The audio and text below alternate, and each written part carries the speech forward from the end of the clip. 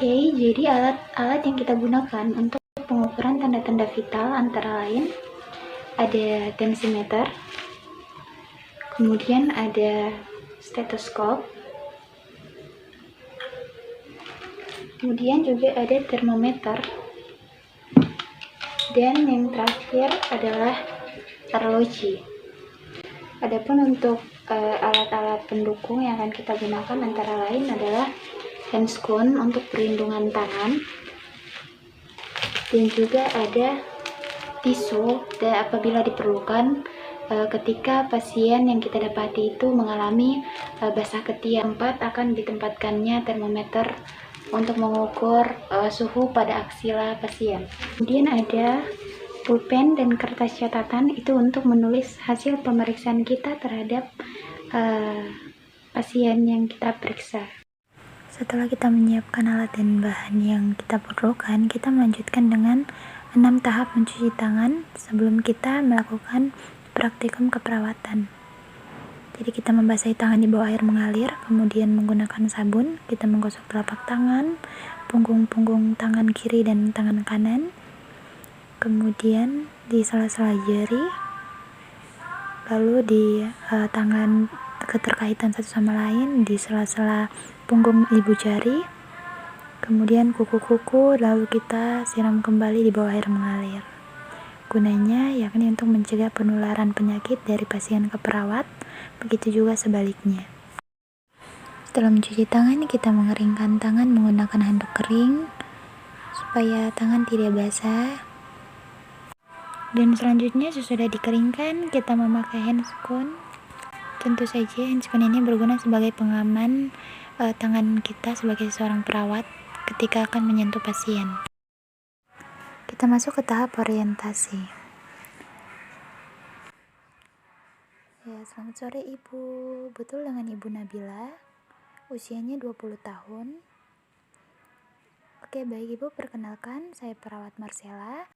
Maksud dan tujuan saya datang ke sini adalah untuk melakukan pemeriksaan melalui pengukuran suhu tubuh Ibu, kemudian juga tekanan darah. Tujuannya adalah untuk mengetahui jika terdapat kelainan atau masalah-masalah kesehatan selama Ibu menjalani masa perawatan. Dan jika Ibu waktu yang saya butuhkan cuma 10 menit, privasi Ibu akan saya jaga dengan baik. Jadi jika Ibu perkenankan, saya bisa memulai? Oke, baik Ibu. Langkah pertama yang kita lakukan adalah untuk mengukur suhu aksila menggunakan termometer pada pasien. Nah, sebelum pemasangan termometer, kita perhatikan apabila ketiak pasien basah, maka kita lap menggunakan tisu.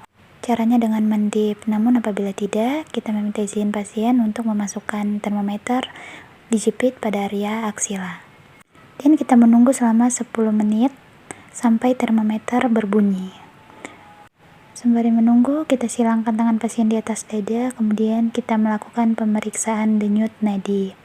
Kita melihat second, hitung selama 15 detik. Tepat pada nadi radialis, kita menggunakan 3 jari, yakni telunjuk, jari tengah, dan jari manis. Kita meraba dan mulai menghitung berapa denyut nadi yang berdetak selama 15 detik. Kemudian, masih sama seperti seakan menghitung nadi, tanpa sepengetahuan pasien, kita melihat berapa kali pasien melakukan respirasi dan ekspirasi pernapasan selama 15 detik. Kemudian hasilnya nanti akan kita kali dengan 4, sehingga itu adalah hasil perhitungan denyut nadi dan pernapasan pasien selama per menit. Selanjutnya kita akan melakukan pengukuran tekanan darah. Kita menggunakan tensimeter dan juga stetoskop.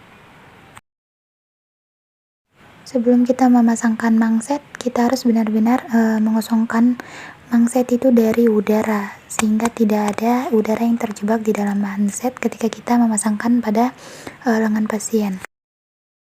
Tangan yang hendak diukur itu kita posisikan secara terlentang, kemudian jika memungkinkan lengan baju itu diangkat sampai berapa sentimeter setinggi bahunya. Namun apabila tidak bisa, ya jangan dipaksakan, kita tetap melakukan pengukuran dengan jarak 3 jari di atas siku pemasangan mansetnya. Nah, apabila pada pemasangan manset termometer telah berbunyi, kita mempersilahkan pasien untuk mengambil termometer dan kita lihat berapa hasil suhunya. Selanjutnya kita tetap memastikan bahwa selang dari tensimeter itu terhubung dengan manset dan berada di antara nadi brachialis.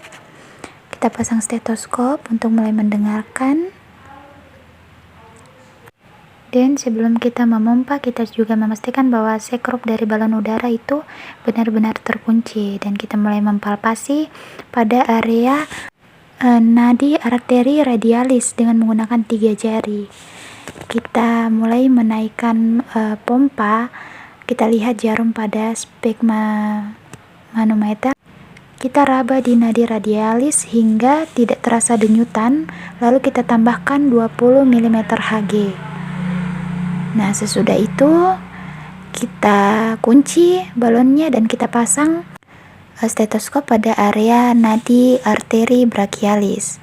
Kemudian kita mulai menurunkan sekrup secara perlahan-lahan, dan kita lihat bunyi pertama yang dihasilkan itu adalah tekanan sistol, dan bunyi terakhir yang dihasilkan sebelum menghilang itu adalah tekanan diastolik. Selain menggunakan sphygma manometer, kita juga bisa menggunakan tensimeter dengan metode air raksa. Namun dan menggunakan tensimeter ini karena lebih mudah didapat dan hasilnya juga hampir akurat setara dengan tensimeter air raksa. Kita rapikan alat-alat yang sudah kita gunakan dan kita memperhatikan keadaan umum pasien serta mencatat hasil dari pemeriksaan tanda-tanda vital kita terhadap pasien. Ya, baik Ibu. Jadi pemeriksaan hari ini sudah selesai. Hasilnya Ibu semuanya bagus. Suhu Ibu itu tadi 36,3, kemudian tekanan darah Ibu adalah 110/70, dan itu termasuk dalam tekanan darah yang normal. Terima kasih banyak Ibu atas kerjasamanya. Nah, saya permisi. Jika Ibu ada perlu bantuan atau apapun itu, jangan sungkan untuk memanggil perawat yang bertugas di instalasi jaga. Terima kasih banyak Ibu atas kerjasamanya, dan saya pamit untuk mencuci tangan dan merapikan alat. Mari. Ya, tidak lupa handscoon yang habis kita gunakan untuk memeriksa pasien itu kita buka dan kita buang di tempat sampah. Kemudian kita juga selesai melakukan tindakan, kita juga harus melakukan tindakan cuci tangan untuk memutus penyebaran virus yang kita tidak ketahui dari pasien ke perawat ataupun sebaliknya, supaya kita tidak menjadi vektor yang menularkan penyakit pada pasien yang lainnya juga.